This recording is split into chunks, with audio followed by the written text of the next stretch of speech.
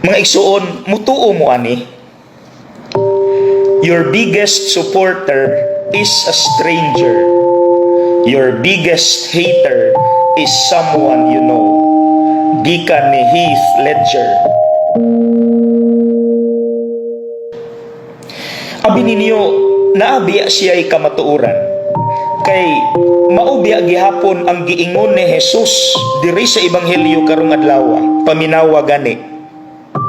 Ang labing mangilad nga kaaway sa tao, maura unya ang mga sakop sa iyang kaugalingong panimalay. See? Parihan o. Ako bitaw natingala pug ko. Tinuod biya gyud ni. Kini bitaw sa akong mga videos kada adlaw. Ang mga biggest supporters bitaw nako, strangers, mga Bisaya nga nagpuyo sa laing lugar nga wala ko kaila. But they are my biggest supporters. Mga igsuon, dili lang siguro nato ilimit sa pamilya, kundi sa mga tao nga nakaila nimo or close nimo, imong mga friends. Kung nakasinati ka og criticism, hatred, giaway kanila, ayaw dayon og react, kay daghan patag i-consider nga mga rason na ay positive na ay negative.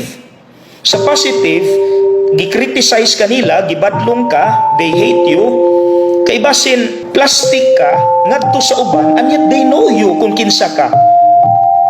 Gusto nilang koreksyonan ka, kay dili maayo imong gibuhat. Okay ra.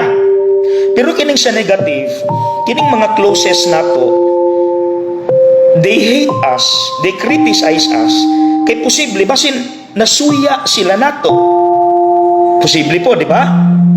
Now, whatever the reason is, ang importante nga nagsulti ka sa unsay sakto nga gikan sa Dios nga dapat nimong isulti, because it's your obligation.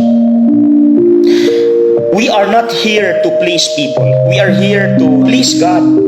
Ang atong gipangita mga igsuon, God's approval. God's approval. Bahalag magkaatraso ta dinhi for the sake of truth, kaysa didto ta magkaatraso sa Dios ug iyatang pangutan-on nganong wala nimo gisulti ang unsay dapat isulti nga kamatuoran.